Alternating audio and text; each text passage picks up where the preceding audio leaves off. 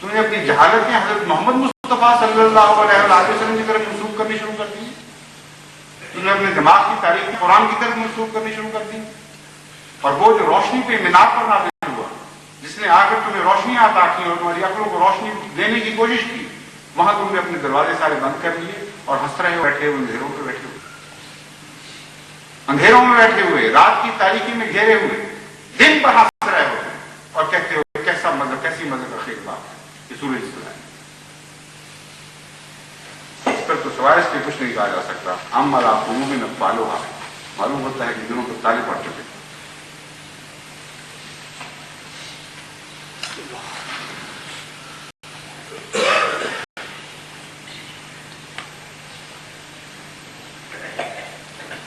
ایک اعتراض ان کو حضرت مسیح موعود علیہ السلام کی زبان پر ہے. کہتے ہیں ان کو تو اردو ہی اچھی لکھنی آتی ہے، اور چونکہ حضرت مرزا صاحب کو لکھنا نہیں آتا، کہتے ہیں دیکھو ذرا تحریروں کو پڑھنا ایک خشک اور غیر دلچسپ مشغلہ ہوتا ہے. مرزا صاحب کی تحریروں کو پڑھنا خشک اور غیر دلچسپ مشغلہ ہوتا ہے، کیونکہ ان کی تحریروں میں نہ تو علمی رنگ ہوتا ہے، نہ ادبی چاشنی. مسائل سے نمٹنے کا ان کا انداز بڑے خوشپرسا تھا، اور ان کی تحریر تیسرے درجے کی زمانہ وسطیٰ کی تحریروں کی طرح تھی. وہ اپنے مخالفین کو دل کھول کر کوستے اور کبھی گالیاں دینے سے بھی دریغ نہیں کرتے. ان کی بہت سی تحریریں نام نہاد پہلوئیوں سے بھری پڑی ہیں جو ان کے مخالفین کی موت کے بارے میں ہوتی ہیں. ایک یہ خطرہ ہے عالم اسلام کو کہ جس نے دعویٰ کیا ہے اس کو اچھی اردو نہیں لکھنی آتی، اس کی زبان خوشخوشی، کوئی مزہ نہیں، کچھ چٹکلے نہیں. کہتے ہیں کتنا شدید خطرہ لاحق ہو گیا عالم اسلام کے ساتھ. اور یہ بھی جھوٹ، اول سے آخر تک جھوٹ. ہم اگر تعریف کریں، ہم تو عاشق ہیں مسیح موعود علیہ السلام کی تحریروں کے. ہم تو ایک ایک لفظ کے اوپر غلط کرتے ہیں اور ہماری روح میں نئے بلبلے پیدا ہوتے ہیں، نئی زندگیاں عطا ہوتی ہیں. یہ تو نہیں مانیں گے ہماری باتیں. پھر ان کے علماء سے پوچھتے ہیں، ان علماء سے جو کسی زمانے میں تقویٰ کا اعلیٰ معیار رکھتے تھے. ان کے مصنفین سے پوچھتے ہیں، ان کے چوٹی کے اردو دانوں سے پوچھتے ہیں، وہ جن کی تحریریں تمام ہندوستان میں مشہور اور مرغوب ہوئی. ان سے پوچھتے ہیں کہ حضرت مسیح موعود علیہ السلام کی تحریریں جب تم پڑھا کرتے تھے تو تم پر کیا اثر ہوتا تھا؟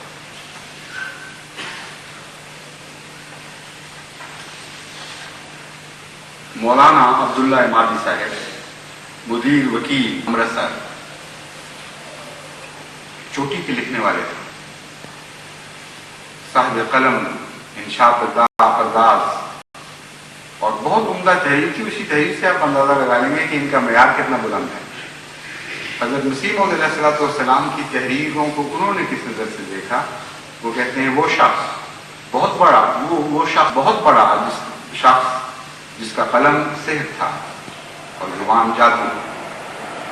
وہ شخص بہت بڑا شخص جس کا قلم سحر تھا اور زبان جادو. وہ شخص جو دماغی عجائبات کا مجسمہ تھا، جس کی نظر فتنہ اور آواز حشر تھی، جس کی انگلیوں سے انقلاب کے تار اٹھے ہوئے تھے، جس کی دو مٹھیاں بجلی کی دو بیٹریاں تھیں.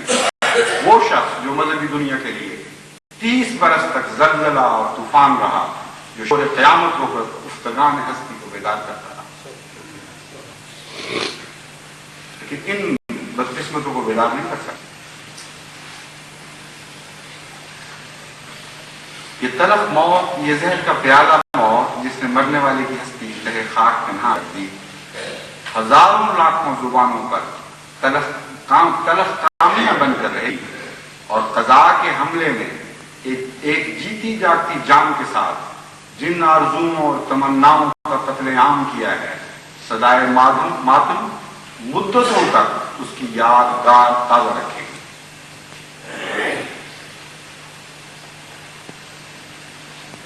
پھر فرماتے ہیں ایسے لوگ جن سے مذہبی یا عقلی دنیا میں انقلاب پیدا ہو ہمیشہ دنیا میں نہیں آتے. یہ نازش فرزندان تاریخ بہت کم منظر عالم پر آتے ہیں، اور جب آتے ہیں تو دنیا انقلاب پیدا کر کے دکھا جاتے ہیں. مرزا صاحب کی سیرت نے ان کے بعض دعوی اور بعض معتقدات سے شدید اختلاف کے باوجود ہمیشہ کی مفارقت پر مسلمانوں کو ان تعلیم یافتہ اور روشن خیال مسلمانوں کو محسوس کرا دیا کہ ان کا ایک بڑا شخص ان سے جدا ہو گیا۔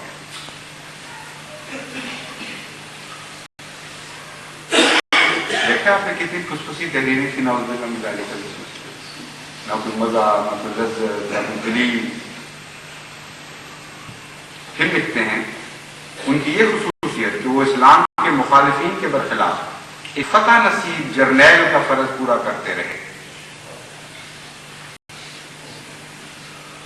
کہتے ہیں جان ہی کوئی نہیں سوائے مخالفوں کی موت کی پیشگوئی کی، کہ کچھ نہیں لکھا ہی کچھ نہیں انہوں نے۔ اور کہتے ہیں برخلاف اسلام کے مخالفین کے خلاف ایک فتح نصیب جرنیل کا فرض پورا کرتے رہے۔ ہمیں مجبور کرتی ہے یہ خصوصیت کہ اس احساس کا کھلم کھلا اعتراف کیا جائے تاکہ وہ محتم بشان تحریر جس نے ہمارے دشمنوں کو عرصہ تک پست اور پامال بنائے رکھا آئندہ بھی جاری رہے۔ اے لکھنے والے، خدا تیری زبان مبارک کرے، یہ تحریر آج بھی جاری ہے اور آئندہ بھی جاری رہے۔ مرزا صاحب کا لٹریچر جو مسیحیوں اور عالموں کے مقابل پر ان سے ظہور میں آیا، قبول عام کی سند حاصل کر چکا ہے، اور اس خصوصیت میں وہ کسی تعارف کے محتاج نہیں۔ اس لٹریچر کی قدر و عظمت آج جب کہ وہ اپنا کام پورا کر چکا ہے ہمیں دل سے تسلیم کرنی پڑتی ہے، اس لیے کہ وہ وقت ہرگز لوح قلب سے نسیم منسیہ نہیں ہو سکتا جبکہ اسلام مخالفین کی یورشوں میں گر چکا تھا اور مسلمان جو حافظ حقیقی ترقی کی طرف سے عالم اسباب اور وسائط میں حفاظت کا واسطہ ہو کر اس کی حفاظت پر مامور تھے، اپنے قصوروں کی پاداش میں بڑے سسک رہے تھے اور اسلام کے لیے کچھ نہ کرتے تھے یا کر سکتے تھے، نہ کرتے تھے نہ کرنے کی طاقت تھی، اپنے زخموں سے چور پڑے سسک رہے تھے۔ اس وقت حضرت مسیح موعود علیہ السلام نے عالم اسلام پر یہ ظلم کیا۔ کہتے ہیں ذوق و مدافعت کا یہ عالم تھا کہ توپوں کے مقابلے پر تیر بھی نہ تھے اور حملہ اور مدافعت دونوں کا قطعی وجود ہی نہ تھا۔ اس مدافعت نے نہ صرف عیسائیت کی، حضرت مسیح موعود علیہ السلام کی مدافعت، یعنی اس وقت وہ شخص پیدا آیا اور اس مدافعت نے نہ صرف عیسائیت کے اس ابتدائی اثر کے پرخچے اڑا دیے جو سلطنت کے سایہ میں ہونے کی وجہ سے حقیقت میں اس کی جان تھا، اور ہزاروں لاکھوں مسلمان اس کے اس زیادہ خطرناک اور مستحق کے کامیابی حملہ کی زد سے بچ گئے، بلکہ خود عیسائیت کا طلسم دھواں ہو کر اڑنے لگا۔ انہوں نے مدافعت کا پہلو بدل کر مغلوب کو غالب بنا کے دکھا دیا۔ کتنا بڑا خطرہ ہے عالم اسلام کے کہ نہتے مظلوم مغلوب مسلمانوں کو اپنی جان کی، اپنی آن کی قربانی دے کر دن رات اپنی ساری طاقتیں اسلام کے دفاع میں خرچ کر کے اس مغلوب اور سسکتے ہوئے مظلوم کو غالب بنا دیا۔ کہتے ہیں اس چیز کو ہم معاف نہیں کر سکتے۔ اور صرف ایک نہیں، اسلام کے ہر دشمن کو بحجت پامال کر کے دکھایا۔ یہ تکلیف ہے آج کے علماء کو کہ ایسا کرنے کی ان کو ضرورت کیسے ہوئی؟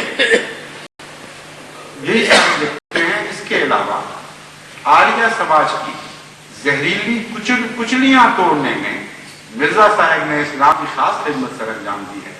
ان آریہ سماج کے مقابلہ کی تحریروں سے اس دعوے پر نہایت صاف روشنی پڑتی ہے کہ آئندہ ہماری مدافعت کا سلسلہ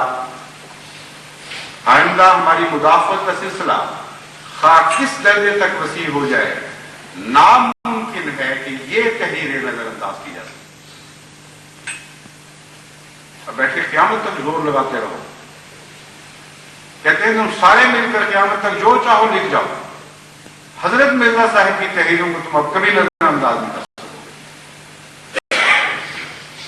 پھر لکھتے ہیں آئندہ امید نہیں، اور کتنا سچ کا ہے، آئندہ امید نہیں کہ ہندوستان کی مذہبی دنیا میں اس شان کا شخص پیدا ہو جو اپنی اعلیٰ خواہش محض اس طرح مذہب کے مطالعہ میں سب کرتے ہیں۔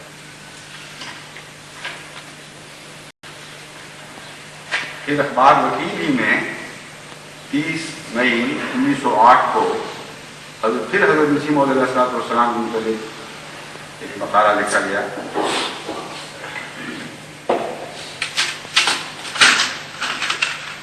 لکھتے ہیں جبکہ ان کی 35-36 سال کی عمر تھی، ہم ان کو غیر معمولی مذہبی جوش میں سرشار پاتے ہیں۔ وہ ایک سچے اور پاک باز مسلمان کی طرح زندگی بسر کرتا ہے۔ اس کا دل دنیاوی کششوں سے غیر متاثر ہے۔ وہ خلوت میں انجمن اور انجمن میں خلوت کا لطف اٹھانے کی کوشش میں مصروف ہے۔ ہم اسے بے چین پاتے ہیں اور ایسا معلوم ہوتا ہے کسی کوئی بھی چیز کی تلاش کرے۔ وہ اسلام کے غلبے کی تلاش تھی، اس یوسف کی تلاش تھی جس کی بو آنے لگی تھی حضرت مسیح موعود، جس کی خوشبوئیں آ رہی ہیں۔ گو کہو دیوانہ میں کرتا ہوں اس کا انتظار، یہ کیفیت تھی جس میں غیر نے آپ کو دیکھا۔ کسی کھوئی ہوئی چیز کی تلاش میں ہے جس کا پتہ فانی دنیا میں نہیں ملتا۔ اسلام اپنے گہرے رنگ کے ساتھ اس پر چھایا ہوا ہے۔ کبھی وہ آریوں سے مباحثہ کرتا ہے، کبھی حمایت اور حقیقت اسلام میں وہ بسیط کتابیں لکھتا ہے۔ 1886 عیسوی میں بامقام ہوشیارپور جو مباحثات انہوں نے کیے، ان کا لطف اب تک دلوں سے محو نہیں ہوا۔ غیر مذاہب کی تردید میں اور اسلام کی حمایت میں جو نادر کتابیں انہوں نے تصنیف کی تھی، ان کے مطالعے سے جو وجد پیدا ہوا اب تک نہیں۔ یہ مسلمان مشاہیر، مسلمان چوٹی کے علماء جو تقویٰ کا نام جانتے تھے، جو انصاف پسند تھے، جن کا مذاق بہت اعلیٰ تھا، جن کی تحریریں آج بھی سند ہیں، یہ ان کے تاثرات ہیں حضرت مسیح موعود علیہ الصلوۃ والسلام کی تحریرات اور ان تحریروں کے اثرات کے متعلق۔ مرزا حیرت دہلوی اخبار کرزن گزٹ کے ایڈیٹر 1 جون 1908 کو اپنے پرچے میں لکھتے ہیں، مرحوم کی وہ اعلیٰ خدمات جو اس نے آریوں اور عیسائیوں کے مقابلہ میں اسلام کی ہیں واقعی بہت ہی تعریف کی مستحق ہیں۔ اس کا مناظرہ کا بالکل رنگ ہی بدل دیا۔ اس نے ہوگا لکھا یہی ہوا ہے، مناظرہ کا بالکل رنگ ہی بدل دیا اور جدید لٹریچر کی بنیاد ہندوستان میں قائم کر دی۔ نام بحیثیت ایک مسلمان ہونے کے بلکہ ایک محقق ہونے کے ہم اس بات کا اعتراف کرتے ہیں کہ کسی بڑے سے بڑے عالیہ اور بڑے سے بڑے پادری کو یہ مجال نہ تھی کہ وہ مرحوم کے مقابلہ میں زبان کھول سکتا۔